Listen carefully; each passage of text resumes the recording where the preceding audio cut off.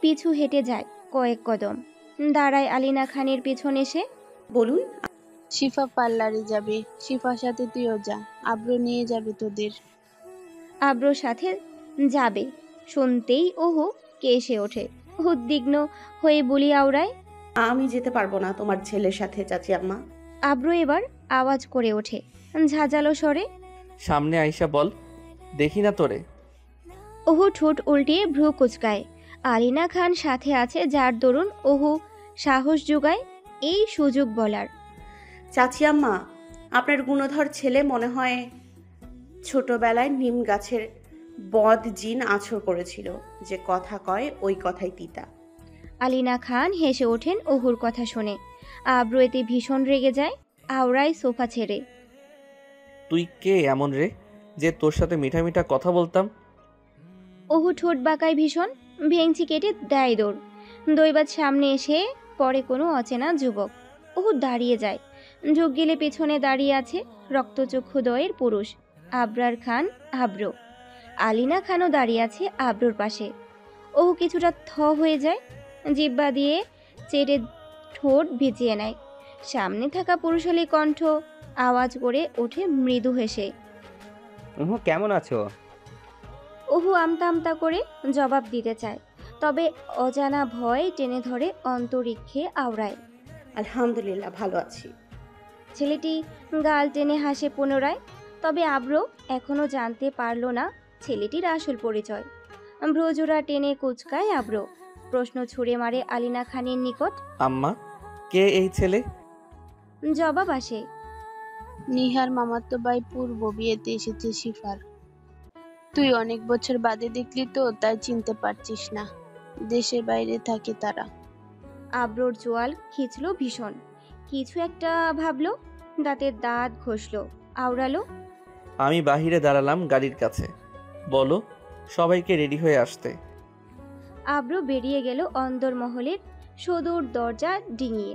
আলিনা খান হাঁক ছুড়লেন, ওহো, রেডি হয়ে শিফার সাথে পার্লারে যা। নিহা, পুষ্প, শশী ওরা যেতে চাইলে ওদের সঙ্গে করে নিয়ে যা।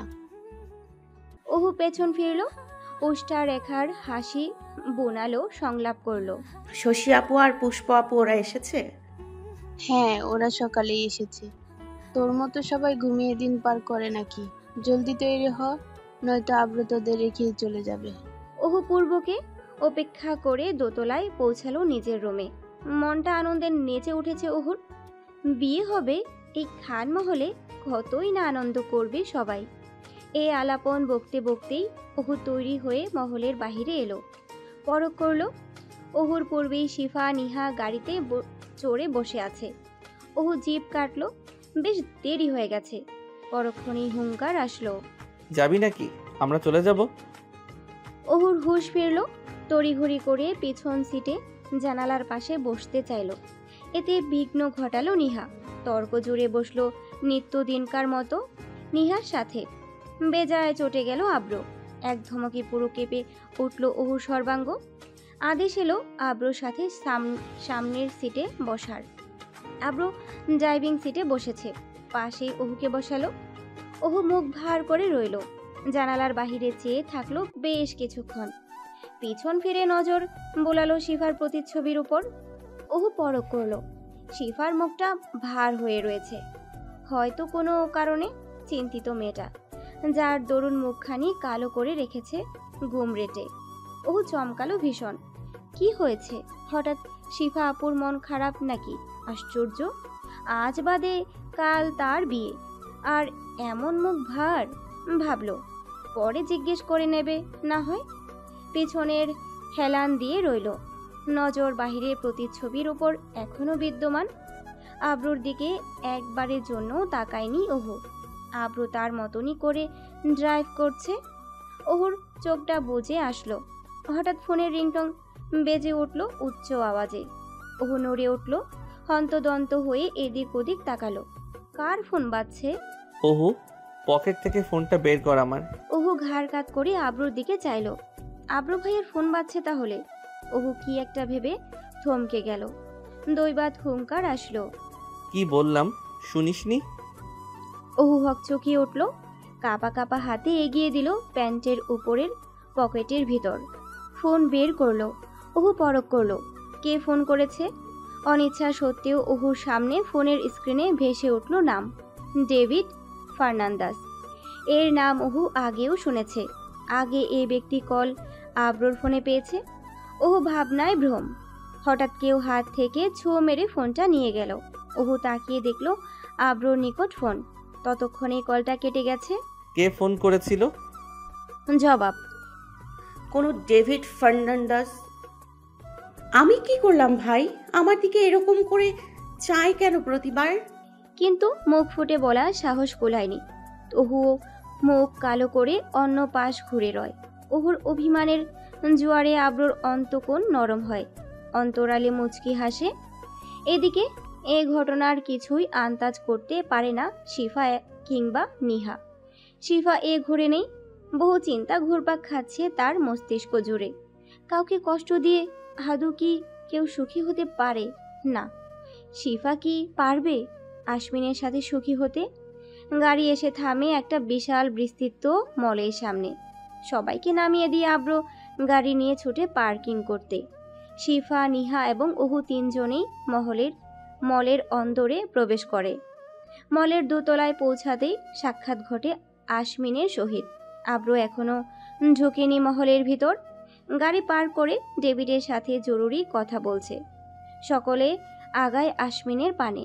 সাথে রয়েছে আশমিনের কাজিনরা। আপনি এখানে এই সময় কি করছেন? আশমিন একগাল হাসলো, আওড়ালো চশমা ঠেলে। ভেবে নাও, একটু সারপ্রাইজ। তোমাদের জন্য অপেক্ষা করছিলাম, শপিং করার জন্য। শিফা কিঞ্চিত লজ্জা পেল, বলি ছুড়ল, একটু অপেক্ষা করুন, আব্রু ভাই আসছে। আব্রোর নাম শুনতেই আশমিনের একটা মেয়ে কাজিন চেঁচিয়ে উঠল। এটা সেই মেয়ে যে আব্রোকে আশমিনদের বাড়িতে কফি পরিবেশন করেছিল। আব্র এসেছে? সত্যি? কোথায় সে? জবাব করে শিফা। গাড়ি পার্ক করতে গেছে, চলে আসবে। মেয়েটার মুখ থেকে আব্রোর নামে আধিক্যতা শুনে ওহুর কান লাল হয়ে উঠল।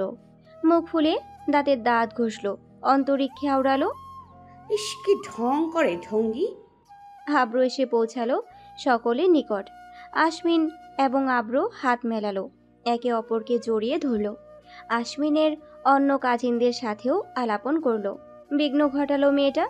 সবাইকে ঠেলে এগিয়ে আসলো আব্রোর দিকে, চেঁচালো, মিস্টার আব্রো, সবার সাথে কথা বললেন। আমাকে কি ভুলে গেছেন নাকি? আমি বেহেরোজ ভুলেই গেছেন? আমি যে আপনাকে কফি বানিয়ে দিয়েছিলাম, আমাদের বাড়িতে এসেছিলেন পর। খেয়ে গেল ভুল জালে ধরা। ঝুঁক গিলল আব্রো। প্রত্যুত্তরের বদলে জোরপূর্বক মুচকি হাসলো। ঘাড় কাত করে মিটিমিটি হাসি দিয়ে তাকালো ওহুর পানে। ওহুর প্রতিচ্ছবি দেখে মাফিয়া সাহেবের হালুয়া টাইট। হাঁটছে সবাই, ক্লান্ত হয়ে পড়েছে বেশ। শপিং করা শেষ প্রায়। শিফার জন্য গায়ে হলুদের শাড়ি, বিয়ের জন্য লেহেঙ্গা সহ যাবতীয় কেনাকাটা শেষ। এখন শুধু বাকি জুয়েলার্স কেনা। সব কিছু শিফা আর আশমিনের পছন্দেই কেনা হয়েছে। ওহু, আব্রো, আশমিন, বেহরোজ, নিহা, শিফা সহ সকলেই একটা জুয়েলার্সের শপে ঢুকলো। জুয়েলার্স কেনা হলে শপিং ডান। ওর হাঁটতে হাঁটতে কোমর ধরে গেছে। নিহা সহ আরও অনেকেরই এমন অবস্থা। আব্রো একটা টুল এগিয়ে দিল ওহুর সান্নিধ্যে, আওড়ালো, এখানে বস। ওহু টুলটা পা দিয়ে ঠেলে বেহরোজের দিকে এগিয়ে দিল। ডেকে বলল খিক খিক হেসে, বেহরোজ আপা, এখানে বসুন। ওহুর এহেম কাণ্ডে আব্রু বিষম খেলো, মাথা চুলকালো, মনে মনে আওড়ালো, যা শালা, আমাকে খোল খাইয়ে দিচ্ছে। আমি কি করলাম? আশমিন পূর্বের মতো সকলকে নির্দেশ দিল কিছু পছন্দ করে দেওয়ার জন্য। সকলের নিকট থেকে একই উত্তর মিলল, আপনারাই পছন্দ করুন। ওহু কিছু অলংকার দেখছে খুঁটিয়ে খুঁটিয়ে। আব্রু ঠিক ওহুর পেছনেই দাঁড়িয়ে আছে। হঠাৎ একটা গোল্ডের নথের ওপর ওহুর দৃষ্টি রুদ্ধ হলো। বেশ মনে ধরল নথটা, হাওড়ালো, আমাকে ওই নথটা দেখান তো। সঙ্গে সঙ্গে একজন সেলসম্যান গোল্ডের নথটা নথের বক্স থেকে বের করে অহুর হস্তে সঁপে দিল। নথটা সূক্ষ্ম নজরে পরখ করলো। বড্ড মনে গেঁথেছে, কিন্তু কে কিনে দেবে? মা চাচিদের মুখে শুনেছে বিয়ের সময় কেবল জামাই নাকের অলংকার দেয়। বিয়ের আগে মা বাবার পক্ষ থেকে ছোট্ট ডাল পরার নীতি রয়েছে। অহুর তো বিয়ে হয়নি, কে দেবে? মা বাবা তো নথ কিনে দেবে না। আর এটা খান পরিবারের নীতির বাহিরে পড়বে বোধহয়। নিজে নিজে কিনলে। মুখটা কালো হয়ে রইল অহুর, যার দরুন শিফার দিকে এগিয়ে দিয়ে বলে ছুড়ল, আপু, এই নথটা দেখো কি সুন্দর। তুমি তো নো স্পিনই খুঁজছো, এটা নিতে পারো। শিফা পেছন ফিরল, তাকালো অহুর পানে। 2 আঙ্গুলের সাথে চেপকে ধরা নটটা নিজের হাতে নিল, পরখ করলো নয়ন দিয়ে। পরক্ষণেই হেসে আওড়ালো। বেশ সুন্দর তো। দৈবাত শিফার হাত থেকে ছো মেরে নটটা কেড়ে নিল আব্র। ভ্রুকুটি কুচকালো, আওড়ালো গভীর স্বরে, একটু সুন্দর না? আর এটা তো গোল্ডের। শিফা, তুই তো ডায়মন্ডের নো স্পিন নিতে চাচ্ছিলি বোধ হয়।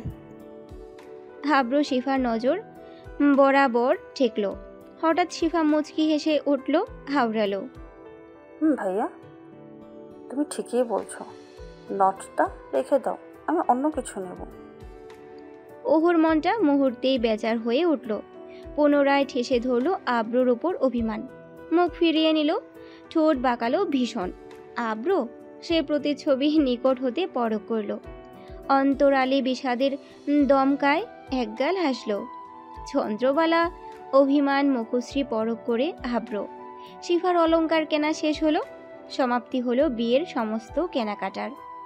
আশ্বিনদের পরিবারের সকলকে বিদায় জানালো। অহু, শিফা, নিহা ছুটল পার্লারের ভিতর। আব্রু বেচারা বাহিরে দাঁড়িয়ে রইল, কারণ ভিতরে পুরুষ মানুষদের পদচারণ নিষিদ্ধ। কিন্তু আব্রু তো আর দাঁড়িয়ে থাকার লোক নয়। পকেট থেকে সিগারেট বের করে জ্বালালো ক্ষণেই। হাঁটা ধরল ডে ক্লাবের দিকে। লন্ডনে থাকাকালীন আব্রু অনেক ডে পার্টি, নাইট পার্টি করেছে। নিজ দেশে কখনোই পার্টিতে আসা হয় না। যদি খানমহল থেকে কোনো পার্টি অ্যারেঞ্জ না করা হয় কিংবা অফিস কর্তৃক থেকে। কাল ব্যাচেলার নাইট পার্টি হয়েছে আশ্বিনদের তরফ থেকে। আব্রদের পরিবারের সকল প্রাপ্তবয়স্ক মেলদের নিমন্ত্রণ করা হয়েছে, কিন্তু আব্র বারণ করেছে খান পরিবার থেকে কেউ পার্টিতে যোগ দিবে না। না আজমল খান জানলে ঘোর আপত্তি রটাবে নিমিষেই। সূর্যের তেজস্বী লগ্ন, সময় প্রায় 2টা। আজমিন খান এবং আশাফাক খান মহলে ফিরেছে। আশাফ খান সাভার গিয়েছিল অফিসের জরুরি প্রয়োজনে। আব্রুর যাওয়ার কথা ছিল, কিন্তু আব্রুকে বিয়ে সামলানোর দায়িত্ব সঁপে দিয়েছে আজমল খান। আজমিন খান বিয়ের নিমন্ত্রণপত্র বিলাতে ব্যস্ত। গাড়িতে চড়ে 2 ভাই আলাপনে ব্যস্ত। গাড়ি এগিয়ে চলছে মিরপুর 14 মোড় পেরিয়ে কচু ক্ষেতের রাস্তা ক্রস করে গিয়েছে। মিরপুর 10-এর পানির ট্যাঙ্কের বেশ খানিক আগে। গাড়ি চলছে আনমনে, নৈশব্দে, ধীরে সুস্থে। গাড়িতে শুধু আজমিন খান, আশাফাক খান এবং ড্রাইভার ব্যতীত অন্য কেউ নেই। হঠাৎ ড্রাইভার ব্রেক কষালো। সবাই হুমড়ি খেয়ে সামনে ঝুঁকল। সিট বেল্ট বাঁধা ছিল বলে এই ক্ষেত্রে বেঁচে গেল সকলে। আজমিন খানের চক্ষুদ্বয় থেকে চশমাটা খোলে পড়ে গেল নিচে। তিনি বেজায় চটে গেলেন, আওড়ালেন কর্কশ গলায়, এত দ্রুত ব্রেক কষলে কেন? কি সমস্যা? ড্রাইভার পিছন ফিরল। তটস্থ যুবক সে, প্রাণবন্তর মন, কিন্তু হঠাৎ তার কণ্ঠস্বর নেতি এলো। কাপা কাপা হাতে ইশারা করল, বলল, চারপাশে তাকান। আজমিন খান নিজ হতে চশমাটা তুলে পরে নিলেন। আশফাক খানের এক হাত আজমিন খানের কাঁধ চাপড়ায়। দুজনেই নয়ন তুলে চারপাশে তাকায়। ভয়ের ভ্রম চেপে ধরে দুজনকে অনায়াসে। চারপাশ থেকে ঘেরাও করে আছে অনেকগুলো মোটর সাইকেল। সকলের মাথায় হেলমেট পরা। কারো প্রতিচ্ছবি পরখ করা বড্ড মুশকিল। 3 দিক থেকে মোটর সাইকেল অবরুদ্ধ করে থাকলেও আজমিন খানদের গাড়ির সামনে রয়েছে বড় একটা ব্ল্যাক মার্সিডিজ দাঁড় করানো। আশাফাক খান আজমিন খানের দিকে তাকালেন। দুজনেই মুখোমুখি হলেন। কলবে চেপে ধরল অজানা আতঙ্ক। কারা এরা? জলদি ফোনে ফোন করো ছোট বাড়িতে, নয়তো এরা আমাদের এখানেই হুট আউট করে দেবে। তৎক্ষণিক অহুর বাবা ব্লেজারের পকেট থেকে ফোন বের করলো। কন্ট্রাক্ট লিস্টে ঢুকে পরখ করলো, প্রথমেই রয়েছে আব্রোর নম্বর। উনি আর নিচের দিকে স্ক্রল করার সময় কিংবা সাহস কোনোটাই কুলালো না। ডায়াল করলেন আব্রোর নাম্বারে। দুজনেরই শরীরে ভয়ে কেঁপে উঠছে। পূর্বে কখনোই তারা এ মুহূর্তের শিকার হননি, যার দরুন সাথে কোনো নিরাপত্তা রক্ষীও আনেননি। দুজনের নয়ন অবরুদ্ধ চারপাশ।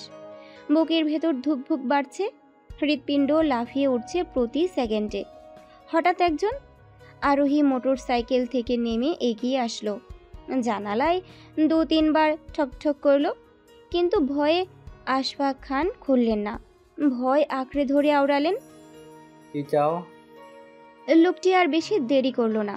হাতে থাকা ভারী কোনো বস্তু দিয়ে জানালার কাজ ভেঙে ফেলল। এদিকে আব্রোর পকেটে ফোন ভাইব্রেট করছে। মুহূর্তেই আব্রো ফোনটা তুলল। আব্রো মহলে রয়েছে। মহল সাজাতে ফরমায়েশ দিচ্ছে। হঠাৎ ছোট চাচুর কল দেখলো। রিসিভ করতেই কলটা কেটে গেল। আব্রো চমকায়, ভ্রুজোড়া টেনে কুচকায়। পরপর অনেকগুলো ফোন ব্যাক করে, কিন্তু কেউ কল উঠায় না। আশফাক খানের ফোনটা তার হাত থেকে কেড়ে নিয়েছে একজন। কপালে পিস্তল ঠেকিয়ে ঝাঁঝালো স্বরে আওড়াচ্ছে, এখানে আলাউদ্দিন কে? আজমিন খান, আশফাক খান দুজনেই একে অপরের দিকে তাকায়। পরক্ষণেই জবাব করে কাপা স্বরে, আলাউদ্দিন কে? এখানে তো কোনো আলাউদ্দিন নেই, কোথাও ভুল হচ্ছে তোমার। কিন্তু আগন্তুক লোকটি বিশ্বাস হলো না এ সংলাপ। আশফাক খানের শার্টের কলার চেপে ধরে ক্ষিপ্ত দৃষ্টিতে ঢুক গেলে চোয়াল ঘষে দাঁতে বলে ছড়ে, গাড়ি থেকে নাম, তুই যে আলাউদ্দিন আমি জানি। তখনই চারপাশ থেকে আওয়াজ আসে চেঁচানোর। কোথাও থেকে সাইলেন্সের বেজে ওঠে। সবাই চেঁচিয়ে ওঠে, সংলাপ করে, ছেড়ে দে, ভয় পেয়ে গেছে, এটাই হবে, চলে আয়, পুলিশ আসছে বোধ হয়। দৈবাত আগন্তুক। লোকটি আশফাক খানকে ছেড়ে দেয়। হাতে থাকা আশফাক খানের ফোনটি গাড়ির ভেতর ফেলে দেয়। দ্রুত একটা মোটর সাইকেলের পিছন চড়ে বসে লোকটি। একে একে সব বাহন ত্যাগ হয় মুহূর্তেই। আশফাক খানের নিকট জলের বোতল এগিয়ে দেয় আজমিন খান। আওড়ায়, ছোট পানি খা, পুলিশ এসে গেছে, পিছনেই কামরুল থানা রয়েছে। আশফাক খান ঢকঢক করে পানি গিলেন। ক্ষণিকের পুলিশের গাড়ি এসে থামল। তবে ভেতর থেকে অনেকেই নেমে আসলো। তবে কেউ পুলিশ নয়, অন্য সংস্থার লোক। পরনে সিভিল ড্রেস। পরক্ষণে একজন সাদা শার্ট পরা একজন লোক এগিয়ে আসে। আজমিন খান এবং অহুর বাবার গাড়ি থেকে নামে। লোকটি এসে হ্যান্ডশেক করে, উদ্বিগ্ন হয়ে আওড়ায়, আসসালামু আলাইকুম, আমি ইন্সপেক্টর তন্ময় রাজ মির্জা, সিআইডি থেকে এসেছি। আপনারা ঠিক আছেন তো? প্রাণ ফেরত পায় সকলে। হাসি ফুটে উষ্ঠ রেখায়। তৎক্ষণাৎ বলে ছুড়ে তন্ময়, ভয় পাবেন না, এই সন্ত্রাসগুলো আপনাদের কোনো ক্ষতি করতো না। ওর জন্য এক একজন খুঁজছে, ভুল করে আপনাদের উপর জুলুম করেছে, তবে সেই পেয়ে থাকবেন সর্বদা। আজমিন খান মাথা দুলালেন, ছোট্ট জবাব দিলেন সংলাপে, ঠিক আছে। তুমি তন্ময় হাসল, পুনরায় আওড়ালো, আপনারা মহলে ফিরে যান নিশ্চিন্তা। আর হ্যাঁ, বাড়ির কাউকে বিষয়ে বলার প্রয়োজন নেই, সবাই চিন্তিত হয়ে পড়বেন। বিয়ের আনন্দে মেঘ নেমে আসবে। দুজনেই চমকান। আজমিন খান চশমা ঠেললেন, আওড়ালেন, কিভাবে জানো আমাদের পরিবারে বিয়ে হচ্ছে? তন্ময় একগাল হাসলেন। সানগ্লাস নাকের ডগা থেকে উপরে তুলল, বলে ছুড়ল, কারণ অলরেডি আমি সেই বিয়ের আমন্ত্রণ পেয়েছি জনাব আজমল খানের থেকে। আজমিন খান হাসলেন, সাথে আশফাক খানও। তন্ময়ের থেকে বিদায় নিয়ে দুজনেই গাড়িতে চড়ে বসলেন। পথমধ্যে আব্রোকে কল করে মিথ্যা আশ্বাস দিলেন, এড়িয়ে গেলেন, কোনো কিছু হয়নি, সব ঠিক আছে। বিকেল গড়িয়ে সন্ধ্যা হয়। মহলের অর্ধাঙ্গিনী সহ সবাই ছোটে শপিং মলে পুরুষ ব্যতীত। মহলের কর্তারা মহল সাজানো থেকে নিমন্ত্রণ আয়োজন সকল কিছু নিয়ে ব্যস্ত। এভাবেই কেটে যায় সেদিন। চলে আসে পরদিন আশাফের প্রিয়বতী শিফাকলির হলুদ সন্ধ্যা। হলুদ সন্ধ্যার খানমহল। সন্ধ্যার আকাশে ছড়িয়ে পড়েছে গধূলি শেষ রং, যে যেন প্রকৃতি নিজেই আজ সেজেছে কন্যার গায়ে হলুদের আনন্দ উৎসবে। মহলের আঙিনায় আলোকসজ্জার উজ্জ্বলতা, হালকা পাপড়ির গন্ধ মিশে বরণে তোড়জোড় চলছে খান মহলের ছাদে। হালতায় রাঙানো পা, মাথা ভরা গয়না, মুখে এক চিলতে লজ্জা মাখানো হাসি। কন্যাকে ঘিরে বসেছে সহিলীর হাসি, খুনসুটি আর গানে ভেসে যাচ্ছে বাতাস। হাতে মেহেদির ছোঁয়া, প্রতিটি রং যেন বলে দিচ্ছে একটি নতুন জীবনের প্রতিশ্রুতি। হলুদের সেই স্নিগ্ধ ছোঁয়া যেন এক আশীর্বাদের মতো ছড়িয়ে পড়ছে সবার মাঝে। আর সেই আনন্দের ঠিক বাইরে ছাদের এক কোণে কাঠের রেলিংয়ে ভর দিয়ে দাঁড়িয়ে আছে এক নিঃশব্দ দর্শক, এক যুবক যার চোখে নীরবতার গাঢ় ছায়া। উৎসবের মাঝেও সে যেন একান্ত নিজস্ব শূন্যতায় হারিয়ে গেছে। তার দৃষ্টিতে ভেসে উঠেছে পুরনো স্মৃতির ছায়া, ব্যথা ভরা। তার প্রিয়বতী আজ তার চোখের সামনে, তবু দূর, খুব দূর। সে যেন ধরা ছোঁয়ার বাহিরে এক আলো, এক স্মৃতি, এক নামহীন যন্ত্রণার প্রতিচ্ছবি। সোনালি আকাশ রেখায় সে হারিয়ে ফেলেছে তার ভালোবাসার রং। আশাফের চোখ দুটি বেসামাল, অথচ তবুও শান্ত। তার প্রিয়বতী জীবনের দীর্ঘ ভালোবাসায় গড়া সেই নারী সেজেছে হলুদ রঙে মোড়ানো তার অবয়ব সূর্যাস্তের আলোয় ভিজে ওঠা কুয়াশার মতো কোমল। কাঁচা ফুলের মালায় সে ঢেকে রেখেছে নিজের স্নিগ্ধতা। খোপায় বেলি ফুলের গন্ধ, হাতে গাধার কোমলতা, আর পায়ে ঝংকার তুলে দাঁড়িয়ে আছে নূপুরের শব্দহীনতা। মাথা সিঁথিতে বেলি ফুলের টিকলি, অথচ কোথাও নেই নদ। হয়তো তা খুলে রেখেছে এক অন্তহীন বিদায়ের অশ্রুতে।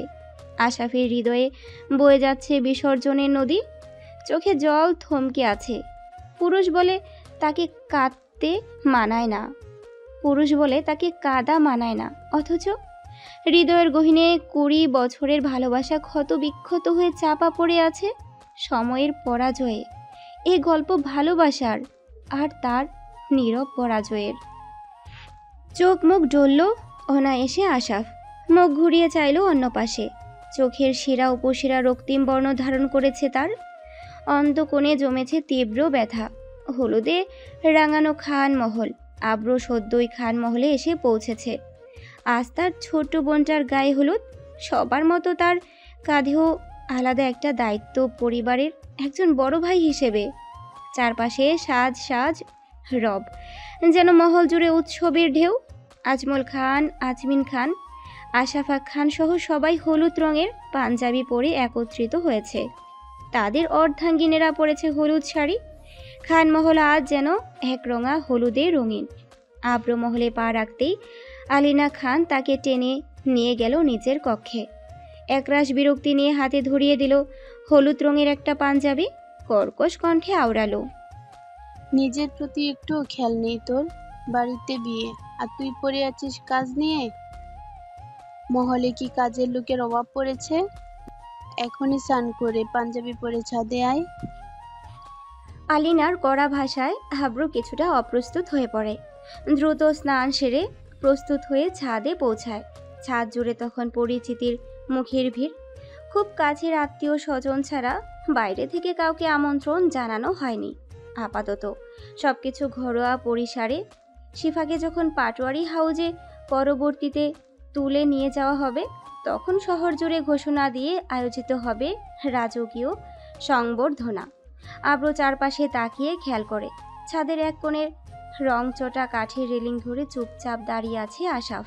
ধীরে ধীরে এগিয়ে গিয়ে আব্র তার কাঁধে হাত রাখে। আশাফ ঘাড় ঘুরিয়ে তাকায়। আব্রকে দেখে জোর করে হাসে, চোখ মুখ ডলে চাপা কণ্ঠে আওড়ায়, কিরে তুই চলে এসেছিস? তোর অপেক্ষাতেই ছিলাম, অনেক একা লাগছিল। আব্র মুচকে হাসে। আশাফের চোখের কোণে জমে ওঠা পানির রেখা তার চোখ এড়ায় না, যার দরুন আব্রু আশাফকে একটু হালকা করতে চায়, চোখ টিপে হাসে হাঁক ছুড়ে। তুই দেখি আমার আগেই পাঞ্জাবি পরে বসে আছিস, দারুণ লাগছে তোকে। কোনো মেয়েটে পছন্দ হলে জানাস, এবার পাক্কা বিয়ে করিয়ে দিব। আমি নিজেই উকিল বাপ হব দরকারে। আশাফ একগাল হেসে আকাশের দিকে চেয়ে থাকে, কোনো কথা বলে না, যেন মন থেকে এক নিঃশব্দ অভিযোগ জানিয়ে দেয় সৃষ্টিকর্তার উদ্দেশ্যে। ওদিকে শিফা স্টেজে বসে আছে, আশেপাশে আত্মীয় স্বজন ও মা চাচিরা মিলিত হয়ে নানা রীতিনীতি পালন করছেন। চারপাশে আনন্দের আমেজ, কিন্তু আব্রুর দৃষ্টি সেসব ছাপিয়ে কারো এক জনকে খুঁজে বেড়াচ্ছে। ভিড়ের মধ্যে সে মুখটি কোথাও খুঁজে পাওয়া যাচ্ছে না, তবুও তার চোখ স্থির অধীর। আব্রুকে দেখে অনেকে এগিয়ে আসে কথা বলার জন্য, সবার সঙ্গে হাসি মুখে পরিচিত হয় সে। লন্ডনে যাওয়ার আগে আব্রু সবাইকে চিনত, মুখ নাম অভ্যাস সব, কিন্তু এত বছর পর ফিরে এসে আব্রুর কাছে তাদের প্রতিচ্ছবি যেন ঘোলাটে হয়ে গেছে। সময়ের ধুলোয় নিচে ঢাকা পড়ে গেছে অনেক কিছুই। ছাদে আব্রুর কাজিনরাও এসেছে, সঙ্গে আছে শিফা, ওর কাজিনরাও। সবারই মাঝে এক উৎসব মুখর আবহ। তবে আব্রু অপেক্ষা করছে কারো জন্য, আর সেই অপেক্ষার যেন অবসান হলো এবার। হঠাৎ করেই আব্রুর দৃষ্টি স্থির হয়ে যায় ছাদের প্রবেশ পথে। নিঃশ্বাস বন্ধ হয়ে আসে কিছুক্ষণের জন্য। ওহু প্রবেশ করেছে ছাদে। সে যেন বসন্তের রূপকথার থেকে বেরিয়ে আসা এক স্বপ্নকন্যা। শরীরে হলুদের উজ্জ্বল আভা মেখে পড়েছে শাড়ি, যেন সন্ধ্যার পরশ গায়ে মেখে এসেছে। কানে ও গলায় পরিপূর্ণ কোমলতায় জড়ানো কাঁচা ফুলের মালা। প্রকৃতির স্নিগ্ধ সৌন্দর্যে নিজেকে মুড়ে নিয়েছে সে। ছোট ছোট চুলগুলো খোপায় জড়ানো, নিপুণ হাতে বাঁধা সেই খোপার মাঝে সযত্নে গাঁথা বেলি ফুলের গাজরা সুবাস ছড়াচ্ছে। চিবুক ছুঁয়ে মুখের দুপাশে নেমে আসা কয়েকটি কোকড়া চুল স্বপ্নের ধারে ধীরে ধীরে হেঁটে চলেছে। মাঝখানে সিথি করে সাজানো চুলের মাঝে ছোট্ট একটি ফুলের টিকলি তার লাজুক সৌন্দর্যকে আরো কোমল করে তুলেছে। কপালে একটি ছোট্ট কালো টিপ, পায়ে রিন রিনে নুপুর আর হাতের ফুলের চুড়ি, সব মিলিয়ে যেন কোনো এক কবিতার পক্তিমালা। নাকে একটা সূক্ষ্ম নথ তাকে করে তুলেছে এক অপূর্ব নিবিড় নিবেদিত নারীত্বের প্রতীক। আব্রুর হৃৎপিণ্ড থমকে যায়। চন্দ্রবালার প্রতিচ্ছবি তাকে স্তব্ধ করে দেয়। মুহূর্তে শক্ত করে চেপে ধরে ছাদের রেলিং, যেন পালোয়ান আকৃতির তার শরীর হঠাৎ করে অবশ হয়ে পড়েছে। বুকের বাঁ পাশ চেপে ধরে সে, নিঃশ্বাস আটকে আসে, তবু বক্ষ চিরে ধীরে ধীরে উঠে আসে একটাই শব্দ, আমার চন্দ্রাবালা। তখনই ওহুর দৃষ্টি গিয়ে পড়ে হলদি পাঞ্জাবি পরা সুঠাম দেহের আকৃতি আব্রুর উপর। বিস্ময় মাখা চোখে কিছুক্ষণ চেয়ে থাকে সে। হঠাৎ ঠোঁট নড়ে, আঙ্গুল তুলে মৃদু হেসে বলে ওঠে, কি এভাবে তাকিয়ে আছেন কেন? আব্রু কিছুটা হকচকিয়ে যায়। নিজেকে সামলে নিয়ে তাড়াতাড়ি দৃষ্টি মাটিতে নামায়। ঘাড় চুলকাতে চুলকাতে জবাব দেয় কাপা কণ্ঠে, কি? কিছু না। ওহু এবার ভুবনজয়ী একটা হাসি ছুড়ে দেয়। আব্রুর বুক কেমন করে উঠলেও সে কিছু বলতে পারে না। মুখ ফিরিয়ে ওহুর হেঁটে যেতে নেয়। তখনই যেন হঠাৎ সাহস খুঁজে পায়, পিছন থেকে ডেকে ওঠে, শোন। ওহু ভ্রু নাচিয়ে পিছন ফিরে তাকায় তৎক্ষণিক আওড়ায় কুণ্ঠিত হয়ে, বলুন। দল বেঁধে টই টই করে ঘোরার দরকার নেই। আর মাথায় ওড়না কই তোর? ওহু ভ্রুকুটি কুচকায় তাচ্ছিল্যের সাথে বুলি ছুড়ে, শাড়ির সাথে কেউ ওড়না পরে নাকি? আব্রুর চোয়াল চেপে আসে, শীতল কণ্ঠস্বর গম্ভীর হয়ে ওঠে, দ্রুত আওড়ায়, নিচে আয় আমার রুমে, তোর জন্য একটা গিফট রেখেছি। দ্রুত আয়, আমি যাচ্ছি। আব্রুর পদচারণা ধীরে ধীরে মিলিয়ে যেতে থাকে ছাদের প্রান্ত থেকে। ওহু নিঃশব্দ দৃষ্টিতে তার সেই প্রস্থানকে অনুসরণ করে। চোখে মিশে থাকে অজস্র প্রশ্ন, অন্তরে একরাশ আলোড়ন। চারপাশে একবার চোখ বুলিয়ে নিয়ে সে হঠাৎ কপালে চাপড়ে দেয় নিজেকে, যেন নিজের অস্থিরতাকে দমন করতে চাইছে। অতঃপর ব্যাকুল পায়ে সেও ছাদ ছেড়ে নিচে নামতে শুরু করে। নিচে পৌঁছে চারিদিক থেকে নিহা, শশী, পুষ্প আর আশফি তাকে ঘিরে ধরে। প্রশ্নের বন্যা বইয়ে দেয় তারা। ওহু একরাশ মিথ্যা হাসি আর বানানো কথায় পরিস্থিতি সামাল দেয়। সুযোগ বুঝে নিজেকে ছাড়িয়ে নিয়ে দ্রুত এগিয়ে যায় আব্রুর কক্ষে। পথে যেতে যেতে মনে মনে ঝাপসা হয়ে আসা চোখে সে গালি ছুড়ে দেয় আব্রুকে, বহুবার হাজারটা বার। না বলা না শোনা, কেবল অনুভবযোগ্য। কিন্তু কক্ষে পা রাখার পূর্বেই ঘটে অপ্রত্যাশিত এক ঘটনা। হঠাৎ কেউ তার হাত টেনে নেয় শক্ত করে।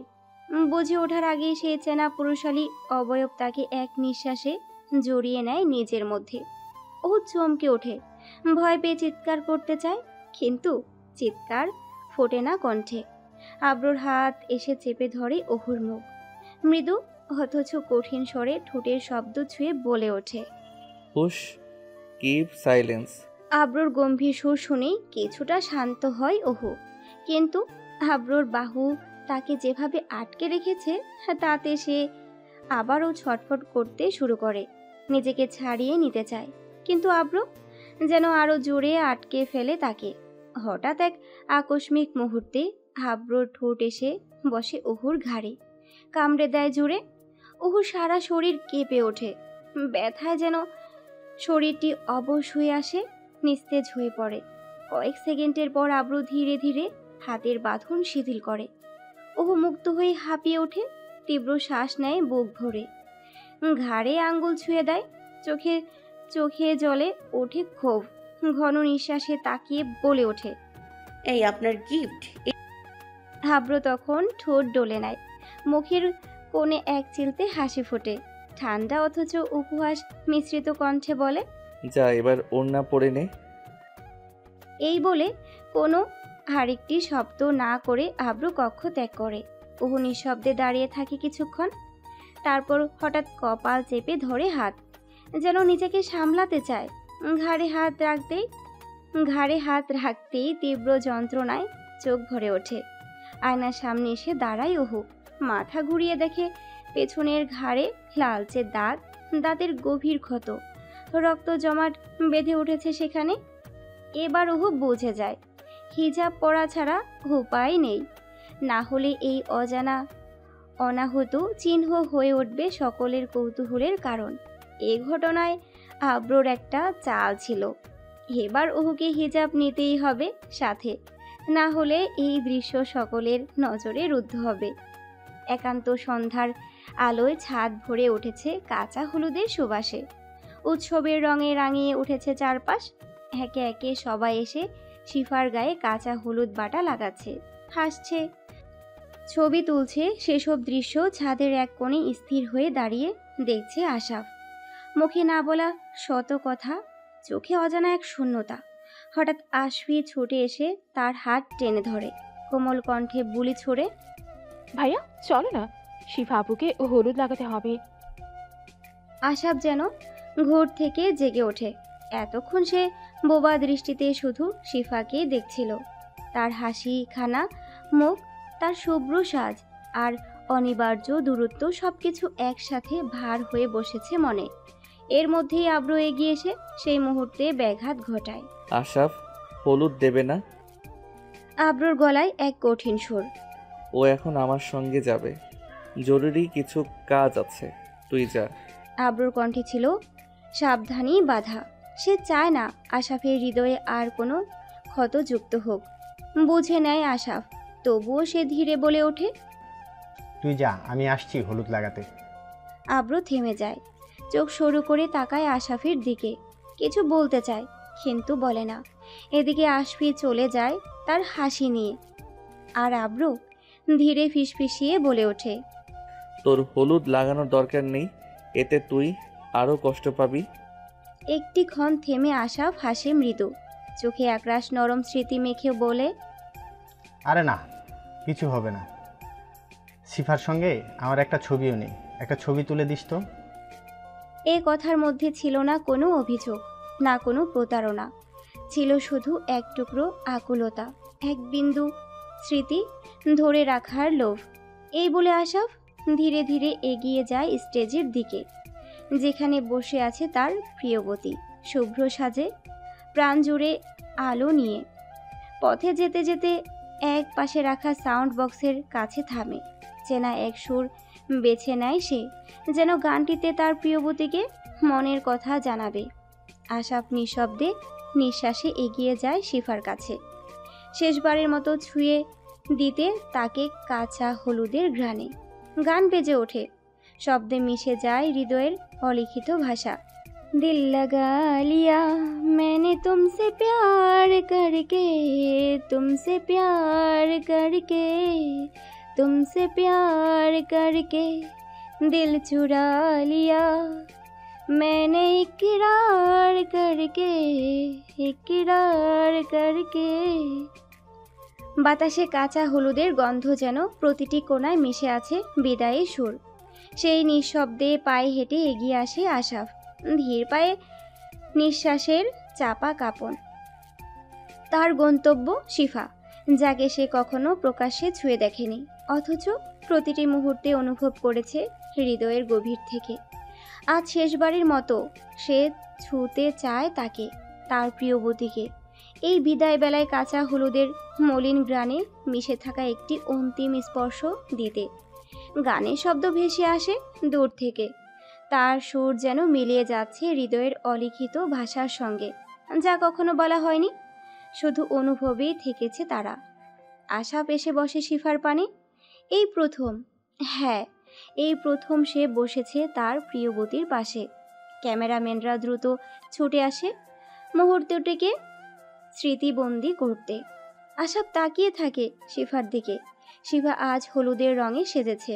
এত নিকট থেকে আজ প্রথম আশাপ দেখছে শিফাকে, এতটা কাছ থেকে, এতটা গভীরভাবে। গলার কাছে জমে আসে ভারী আবেগের বোঝা, চোখে ভেসে ওঠে জল, অথচ সে তা আড়াল করতে চায় না, চায় এই মুহূর্তটিকে নিঃস্ব করে ছুঁয়ে থাকতে। শিফা মাথা নিচু করে বসে রয় স্থির। শিফার মনে এক অপরাধবোধ, এক গভীর অসহায়তা। সে জানে এখান থেকে পালাবার পথ নেই, বেঁচে থাকার একমাত্র বিকল্প উপায় হবে প্রতারণা। তাকে অভিনয় করতে হবে, হতে হবে একজন প্রতারক। অথচ সে কিভাবে তা পারবে? সে তো ভালোবাসে আসমিনকে, স্বপ্ন দেখে তারই সাথে। তবু আশাফের কথা ভাবলে বুক ছিঁড়ে কান্না আসে শিফার। সে অনুভব লুকিয়ে রাখে বুকে, মাটির নিচের আগুনের মতো। হঠাৎ আশাফের ঠোঁট নড়ে ওঠে। উপস্থিত সবাইকে সাক্ষী রেখে সে আওড়ায়, তোকে ভীষণ সুন্দর লাগছে, কারণ নজর না লাগুক। শিফা চমকে ওঠে, কান্না চেপে ফেলে এক ঢোক গিলে তাকায় আশাফের দিকে। আশাফ অপলক চেয়ে থাকে তার প্রিয়বতীর চোখের দিকে, সেই চোখ যেখানে কাজলের রেখা আজ জলে ভেসে যাচ্ছে। আশাফ এগিয়ে আসে, নরম স্পর্শে মুছে দেয় সেই জমে থাকা অশ্রু। আঙ্গুলের ডগা ছুঁয়ে যায় তার প্রিয়বতীর চোখের কোণে। চারপাশের উপস্থিত মানুষজন মনে করে এই কান্না বিদায়ের, সবাইকে ছেড়ে যাওয়ার কষ্টের। কিন্তু কেউ জানে না আশাফ আর শিফার মাঝে ঘটে যাচ্ছে এক সংলাপ, যা শব্দ ছাড়াই স্পর্শ করে আকাশ ছুঁয়ে যাচ্ছে।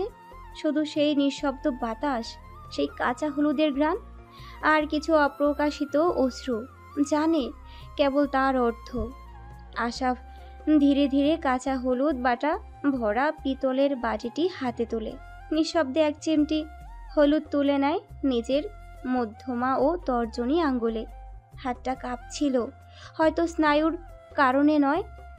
সেই কাপা হাতে এগিয়ে দেয় আঙ্গুলের ডগা, ছুঁয়ে দেয় শিফার চিবুক, যে স্পর্শে লেগে আছে এক হৃদয় ভাঙা পুরুষের অতীতের শত স্মৃতি, না বলা কথার মায়াবী ভার।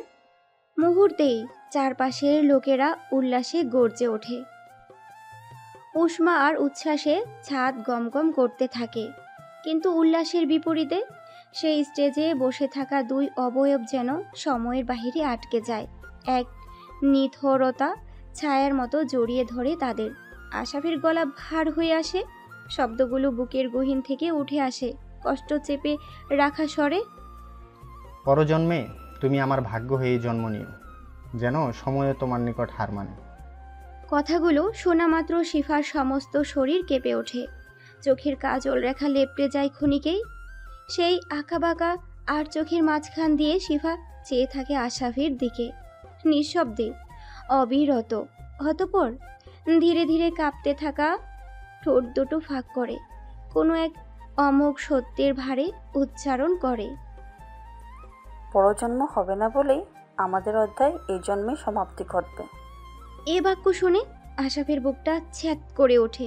মনে হয় মস্তিষ্ক আর হৃদয়ের ভেতর কেবল একটি আওয়াজ, নৈশব্দ। আর সেই নৈশব্দের আড়ালেই তার অন্তর থেকে ভেসে ওঠে প্রশ্ন, তাহলে আমি কি আর তোমায় কোনোদিন পাবো না? এ জন্মে তুমি আমার হলে না, আর পরপারে তুমি তো অন্যের অর্ধায়ু হয়ে দাঁড়াবে তার পাশে। তাহলে আমি কোথায় থাকবো? তোমাকে কি পাবো না আর আমি? এরূপ প্রশ্নের শিফার গলা জমে আসে, যেন শব্দ আটকে আছে তার কণ্ঠনালীতে। এক অলক্ষ্য মুহূর্তে উপস্থিত সকলের অগোচরে আশাফের হাতে গুজে দেয় একখানা চিঠি। বলেও না, শুধুই চোখে চোখ রেখে অস্পষ্ট স্বরে ফিসফিস করে আওড়ায়, পরে নিন কোনো এক ঘোর সন্ধ্যায়। আশাফ ধীরে ধীরে তাকায় তার প্রিয়বতীর দিকে, তার চোখে তার হাতে গুজে দেওয়া সেই চিরকুটে। কিন্তু ঠিক তখনই বাস্তবতা যেন হানা দেয় এক নির্মম হুঙ্কারে।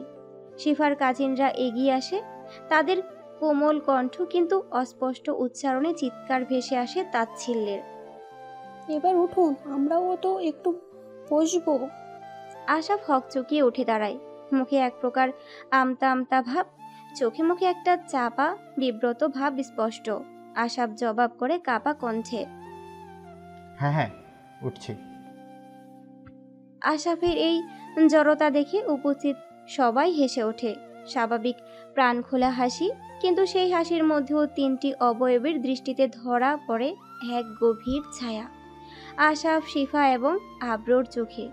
তাদের মুখে তখনও হাসি, কিন্তু সেটি জোরপূর্বক মেকি, শুধুমাত্র সামাজিক পরিস্থিতির খাতিরে টেনে আনা। সেই হাসির অন্তরালে চলছে তীব্র এক মানসিক টানাপোড়েন। ঠিক তখনই কারো চোখে পড়ার আগে দ্রুত এক খণ্ড কাগজ, একটি চিরকুট আস্তে করে নিজের পাঞ্জাবির পকেটে গুজে নেয় আশাফ। স্টেজ থেকে নেমে আসার পরেই আশাফ বুক চেপে ধরে এক অদৃশ্য ব্যথায় নামহীন। এদিকে খানিক দূরে দাঁড়িয়ে সবকিছু নীরবে পরখ করছিল আব্র। আব্রোর চোখে ছিল সতর্ক দৃষ্টি, কিন্তু অন্তরে এক অনিবার্য ধাক্কা। সে নিজের অজান্তেই নিজেকে বসিয়ে ফেলে আশাফের জায়গায়। মুহূর্তে আব্রোর হৃৎপিণ্ড কেঁপে ওঠে। আব্রোর বেসামাল দৃষ্টি হন্য হয়ে খুঁজতে থাকে আশেপাশে, ওহু ওহু কোথায়? কিন্তু কোথাও কোনো উত্তর মেলে না। হয়তো ওহু এখনো হিজাব বেঁধে তৈরি হয়ে আসতে পারেনি। তবুও আব্রোর অবাধ্য মন কোনো যুক্তি শুনতে রাজি নয়। ওহুকে এক পলক দেখার জন্য বুকের ভিতর গুমড়ে ওঠে। কেন যেন আশাফের জায়গায় নিজেকে দাঁড় করানোর পর থেকেই এই অস্থিরতা, না বলা উত্তেজনা আব্রোর বুক পিঞ্জরে তোলপাড় করে চলেছে। ছাদের উপরে মানুষের গমগম শব্দ, উল্লাসের ঢেউ, খানমহলের হলঘরেও নেমেছে ব্যস্ততার আমেজ। ঠিক এমন সময় এক রমণী ছাদে যাওয়ার উদ্দেশ্যে পা বাড়ায়, হাতে ফোন, দৃষ্টি স্ক্রিনে নিবদ্ধ। হঠাৎ করে কারোর সাথে ধাক্কা খেয়ে পড়ে যায় সিঁড়িতে। চোখ তুলে তাকাতেই দেখে এক মধ্যবয়সী ছেলে ভ্রু কুঁচকে তাকিয়ে আছে তার দিকে। ছেলেটি সঙ্গে সঙ্গে উঠে দাঁড়ায়, কড়া গলায় হাঁক ছুঁড়ে মারে, কি আশ্চর্য, দেখে চলতে পারেন না আপনি? নাম কি আপনার? মেয়েটি ধীরে ধীরে উঠে দাঁড়ায়, শাড়ি থেকে ধুলো জেরে স্বাভাবিক ভঙ্গিতে উত্তর দেয় মৃদু স্বরে, আমি তিশা খানম পারু। আপনি চাইলে আমাকে পারু বলে সম্বোধন করতে পারেন। আমি কুহুর বান্ধবী। আর সরি, দেখে উঠতে পারিনি। পারুর কণ্ঠে বিনয়ের ছোঁয়া, চোখে এক ধরনের অপ্রস্তুত সংকোচ। ছেলেটিও হেসে জবাব দিল, সমস্যা নেই, আমি শিফার কাজিন পূর্ব। পারু কেবল মুচকি হেসে উত্তর দেয়, কথা বাড়াতে একটুও আগ্রহী নয়। পারুর চোখে মুখে ভেসে উঠেছে একরকম অস্বস্তি, একরকম দ্বিধা। কিন্তু পূর্বও যেন সহজে পিছু হবার পাত্র নয়। কথার ছলে ভদ্রতার মোড়কে আটকে রাখে পারুকে। ঠিক তখনই অহু এসে সেখানে উপস্থিত হয়। পারুর চোখে মুখে যেন হালকা একটা প্রশান্তির রেখা খেলে যায়। পূর্ব তৎক্ষণাৎ বুঝতে পেরে মুহূর্তে স্থান ত্যাগ করে সেখান থেকে। কি ব্যাপার, তুই কখন এলি? এত দেরি হলো কেন? পারু কিছুটা গোমরা মুখে দাঁড়িয়ে থাকে। কিছু বলে ওঠার পূর্বেই অহু পুনরায় জবাব করে, কাকু তো বলছিল তুই অনেক আগেই বাড়ি থেকে বের হয়েছিস। এতটুকু পথ আসতে এত ঘন্টা লাগলো? পারু মাথা চুলকাতে চুলকাতে অস্পষ্ট স্বরে আমতা আমতা করে কিছু বলতে চেষ্টা করে। অহু আর ঘিরে ধরে না তাকে প্রশ্নের জালে। পারুকে সঙ্গে নিয়ে ছাদে উঠে আসে। অহুর মাথায় বাঁধা হলুদ রঙের একটা হিজাব। একজন বিউটিশিয়ান মাত্র এটা বেঁধে দিয়েছে পরিপাটি করে। হঠাৎ করেই অহু পিছন ফিরে তাকায়, দেখে পারু তখনও ফোনে ব্যস্ত। আঙ্গুল চলছে স্ক্রিনের উপর। অহুর চোখে মুখে এক মুহূর্তেই কৌতূহল খেলে যায়। ভ্রু কুঁচকে ওঠে তার। কোনো কিছু না ভেবেই ছো মেরে ফোনটা পারুর হাত থেকে কেড়ে নেয়। এমন আকস্মিক কাণ্ডে হকচকিয়ে ওঠে পারু। চোখ বড় বড় করে তাকায় অহুর দিকে। অহু ততক্ষণে কিছুটা দূরে সরে এসেছে। ফোনটা হাতে নিয়ে চোখ বোলায় স্ক্রিনে। লক বাটনে চাপ দিতেই আলো জ্বলে ওঠে। স্ক্রিনে ভেসে ওঠে এক পুরুষালী গভীর মুখবয়ব। চুলগুলো খানিকটা বড়, কপালে বাঁধা লাল রুমাল, গায়ের রং তামাটে, চেহারায় একটা রহস্যময় দৃঢ়তা। অহুর দৃষ্টি আটকে যায় সেই ছবির উপর। কিছু একটা খেলে যায় অহুর মস্তিষ্কে। ঠিক তখনই দৌড়ে আসে পারু। অহুর হাত থেকে তাড়াতাড়ি নিজের ফোনটা কেড়ে নেয়। চোখে মুখে ফুটে ওঠে অপরাধবোধ, সঙ্গে খানিকটা সংকোচ আর অপরাধ ধরা পড়ার ভয়। অহু তৎক্ষণাৎ তাচ্ছিল্যের ভরা স্বরে বলে ওঠে, এই ব্যাপার, অথচ আমাকে একবারও বললি না। অহুর কণ্ঠে মিশে ওঠে অভিমান। পারু ঠোঁট বাঁকিয়ে হালকা গলায় জবাব দেয়, আরে তেমন কিছু না তো, মাত্র কয়েকদিন হলো। তুই তো ঠিক মতো ভার্সিটি কোচিং কোনো জায়গাতেই আসিস না, বলতাম কখন। অহু চোখ টিপে জিজ্ঞেস করে, তাহলে কবে বলছিস শুনি? পারু কিঞ্চিত হেসে বলে ছোড়ে, ভার্সিটিতে আয়, তারপর সব বলবো। অহু মাথা নাড়ায় একরকম অভিমান গলায়। এরপর দুজন বান্ধবী হারিয়ে যায় উল্লাসে, ছাদের চনমনে পরিবেশে, মানুষের কোলাহলে, সেলফি আর হাসির ভিড়ে। কিন্তু সেই আনন্দ বেশিক্ষণ সঙ্গ দেয় না অহুকে। হঠাৎ করেই অভিভূত হয় আব্র। কোনো কিছু বলার সুযোগ না দিয়ে টেনে নিয়ে যায় অহুকে স্টেজের দিকে। অহু ব্যথাতুর কণ্ঠে বলে, প্রশ্ন ছুঁড়ে মারে, আরে কোথায় নিয়ে যাচ্ছেন আমাকে? কোনো জবাব দেয় না আব্র। সোজা অহুকে টেনে নিয়ে গিয়ে দাঁড় করায় ছাদের কার্নিশের কাছে। সেখানে আগে থেকে উপস্থিত একজন ক্যামেরাম্যান। আব্রোর ইশারায় সে ক্যামেরা হাতে প্রস্তুত হয়, কিন্তু অহু তখনও আব্রোর হাত থেকে ছুটে পালাতে ব্যস্ত। কিছুক্ষণ আগে ঘটেছে একটি বিব্রতিকর ঘটনা। জানি অহুর মন খারাপ, বিশেষ করে আব্রোর উপর, কিন্তু আব্রো সহজে হার মানে না। এক ধমকে করে ওঠে চোখ রাঙিয়ে, একদম চুপ। একটা শব্দ বললে সোজা ছুঁড়ে ফেলে দেব নিচে, তখন আবার সব স্মৃতি ভুলে যাবি। আব্রোর ভয়ঙ্কর কণ্ঠে কাঁপতে কাঁপতে ভ্রু কুচকায় অহু। মনে মনে ভাবে, আমাকে কি অপমান করলো এই লোকটা? কোন দিক দিয়ে? বাধ্য হয়ে ক্যামেরার সামনে জুটে বেঁধে দাঁড়ায়। একের পর এক ছবি তোলা শুরু হয়। এমন সময় ক্যামেরাম্যান বলে ওঠে, আপু, আপনি একটু স্যারের দিকে তাকান, ঘাড় কাত করে। স্যার, আপনিও একটু তাকান আপুর দিকে। বলে উঠতেই বিষম খায় অহু।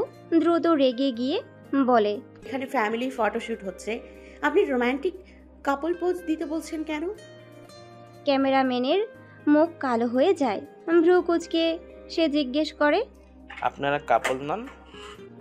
আব্রো কঠোর গলায় সংলাপ করে, অযথা প্রশ্ন না করে কাজ করুন তো। চুপ সে যায় ক্যামেরাম্যান। আবার ব্যস্ত হয়ে পড়ে ছবি তোলায়। ছাদ থেকে খানিক দূরে দাঁড়িয়ে পারু, নিহা, শিফা, তিথি, পুষ্প সবাই মিটমিট করে হাসছিল।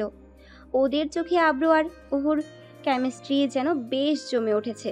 কিন্তু এই হাসির ভিড়ে একমাত্র চুপ শশী। তার দৃষ্টি কঠিন, জ্বলন্ত। কেন জানি ওহুর পাশে আব্রুকে দেখে সহ্য করতে পারছে না সে। মনটা ভিতরে ভীষণ পড়ে যাচ্ছে ঈর্ষায়।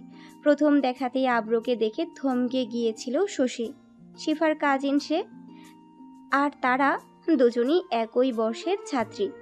আগে যখন খানমহলে আসতো প্রায় চোখে পড়তো আব্র, কিন্তু কখনো সেই অনুভূতিগুলো কাউকে জানায়নি, সাহস হয়নি। কিন্তু আজ আর চুপ থাকা যাবে না। ভীষণ পোড়াচ্ছে তার বক্ষ পিঞ্জরে। আজ নয়তো কাল সে বলবেই এ কথা, অন্য কাউকে নয়, সরাসরি আব্রকেই, তাও অহুর সামনেই। যে যা ভাবুক না কেন, সময় যেন ধীরে ধীরে জমাট বাঁধে। আয়োজনের রং গাঢ় হতে থাকে। হলুদের উজ্জ্বলতায় মোড়ানো রাতের আলোয় ছিমছাম উঠোন যেন হয়ে ওঠে মায়াবী কোনো নাট্য মঞ্চ। সেখানে শিফার মুখে লেগে থাকা লাজুক হাসি, আর তার চারপাশে কন্যা সঙ্গিনীদের সারা যেন বিয়ের আগমনী রঙ্গিনী বেজে ওঠে। হলুদের পর্ব শেষে স্নিগ্ধ আলোয় শুরু হয় মেহেদি পর্ব। শিফা বসে আছে মাঝখানে, তার দুই পাশে উহু আর পারু। দুজনেই নিপুণ হাতে ভালোবাসার ছোঁয়ায় কাঁচা মেহেদি পাতা বেটে লাগিয়ে দিচ্ছে শিফার নরম হাতে। প্রত্যেক আঁচড়ে যেন রঙিন স্বপ্ন আঁকা হচ্ছে ভবিষ্যতের ভালোবাসার জীবনের। ওই একটু দূরে ছাদের কিনার ঘেঁষে বসে আছে আব্র আর আশাফ। আব্রর কোলে তোলা ভায়োলিন, আঙ্গুলের আলতো ছোঁয়ায় তা বেজে ওঠে। তার সুরে যেন ঢেউ তোলে নীরব আবেগ। পাশে বসে আশাফ চোখ তুলে চায় এক দৃষ্টিতে শিফার দিকে, গলায় গান ধরে যেন সেই সুরে সে পৌঁছে দিতে চায় না বলা হাজার কথা। একটু পরে দুজনেই মত্ত হয়ে যাবে নেশায়। আব্রর ভায়োলিন আর আশাফের গানের সুর মিলেমিশে এক সুন্দর মুহূর্ত তৈরি করে। সেই সুরে সেই গানে শিফার দিকে পৌঁছে যায় আশাফের না বলা ভালোবাসার শেষ চিঠি। হলুদ সন্ধ্যা, যেখানে মেহেদি রঙে আঁকা হয় প্রেমের অক্ষর শিফার হাতে। হঠাৎ আব্রর ভায়োলিনে বিষাদময়ী সুর বেজে ওঠে, সাথে আশাফের কণ্ঠ। আমি জানি কোনো একদিন কোনো এক নতুন ভোরে দেখা হবে আমাদের আবার স্বপ্নের শহরে। তোর সাথে ছিল বাকি কত কথা বলবো একদিন। রাত নেমে এসেছে খানমহলের চতুর্দিকে। নিঃশব্দতা যেন আষ্টে পৃষ্ঠে জড়িয়ে ধরেছে সবকিছু। কালো আধারে ঢেকে গেছে চেনা অচেনা দৃশ্যপট। মাঝে মধ্যে দূর থেকে ভেসে আসছে কোনো নিচা স্বরের ডাক, অথবা কল্পনায় গুজে বসা কোনো স্মৃতির ধ্বনি। ছাদের কার্নিশে পা ঝুলিয়ে বসে আছে দুই ভগ্ন হৃদয়ের দুই পথিক, আশাফ ও আব্র। দুজনেরই হাতে মদের বোতল। দুজনেই বোধ হয়ে আছে এক একটা বিষণ্ণ স্বপ্নে। কারো চোখে ক্লান্তির রেখা, কারো মনে চাপা দীর্ঘশ্বাস। কেউ নতুন করে স্বপ্ন বুনছে, কেউ বা ভাঙা স্বপ্নের ছায়ে নিজের অস্তিত্ব পুড়িয়ে ফেলেছে। ধীরে ধীরে হঠাৎ আশাফ একটু হেলে, একটু দুলে। এক চমক মদের পর ছুড়ে দিল এক প্রশ্ন, যেন নিজের মনের ভেতরের কোলাহল থেকেই। ভালোবাসো কি? আব্র কিছুক্ষণ চুপ করে রইল। ভরক্ষণে ঠোঁট ছুঁয়ে গেল মদের বোতলে। কয়েক ঢোক পরে চোখের পেছনে জমে থাকা কষ্টকে চাপা দিয়ে বলল নেশায় মিশ্রিত কণ্ঠে, বলতে পারি না, কেউ কোনোদিন আমায় ভালোবাসেনি তো, তাই। আশাফ হালকা হেসে মাথা নিচু করল। সেই হাসির ভেতরেও বিষাদ ছিল, যা বোঝা গেল তার চোখের কোণে জমে থাকা অশ্রুর কুয়ো থেকে। তারপর পকেটে হাত ঢুকিয়ে কিছু খুঁজতে লাগলো। মনে পড়েছে শিফার দেওয়া সেই চিঠি, সেই বিদায়ের একমাত্র স্মারক। চিরকুটটা বের করলো, দেখলো কাগজটা ভাজে ভাজে মুচড়ে গেছে, কিন্তু তবুও ধরে আছে এক বুক স্মৃতি। সেই কাগজটা হাতে নিয়ে খুব যত্নে ভালোবাসার হাসি ছাড়লো। ধীরে ধীরে ভাঁজ খুললো। আব্র হঠাৎ আওড়ালো, দূরে গিয়ে পড়। আশাফ তাকালো আব্রুর দিকে। আব্রু অবাক হয়ে পরখ করলো। আশাফের চোখে জল টলমল করছে, অথচ ঠোঁটে এক অদ্ভুত শান্তির হাসি। হয়তো সেই চিঠি ছিল শিফার কাছ থেকে পাওয়া শেষ বিদায়, শেষ কথা, শেষ ছোঁয়া। চুপচাপ ছাদের কার্নিশ হতে উঠে দাঁড়ালো আশাফ। নেশায় টলতে টলতে একটু দূরে গিয়ে বসলো ছাদের কার্নিশ ঘেঁষে। পা ছড়িয়ে দিয়ে আকাশের দিকে তাকালো সে। চোখ দুটো আধো বন্ধ, ঠোঁটে তখনও সেই নীরব হাসি। দৈবাত যেন ঠোঁট কাঁপলো হালকা, অস্পষ্ট অনুচ্চারিত কিছু শব্দে, যেটা কেবল তার হৃদয়ই শুনতে পেল। ছাদের নির্জনতার মাঝে হঠাৎ করেই আব্র মদের বোতলটা তুলে নিয়ে কার্নিশের উপর রাখলো। মস্তিষ্কে হঠাৎ আব্রর কিছু খেলে গেল। আব্র ধীরে ধীরে পকেট থেকে ফোনটা বের করলো। আঙ্গুলের হালকা স্পর্শে লক বাটনে চাপ দিতেই স্ক্রিন আলোকিত হলো। তৎক্ষণাৎ ফুটে উঠল সেই মুহূর্ত, চন্দ্রবালার সঙ্গে সদ্য ধারণ করা আগ মুহূর্তের এক ছবি। আব্রর দৃষ্টি ধীরে ধীরে নামলো নিজের হাতের তালুর দিকে।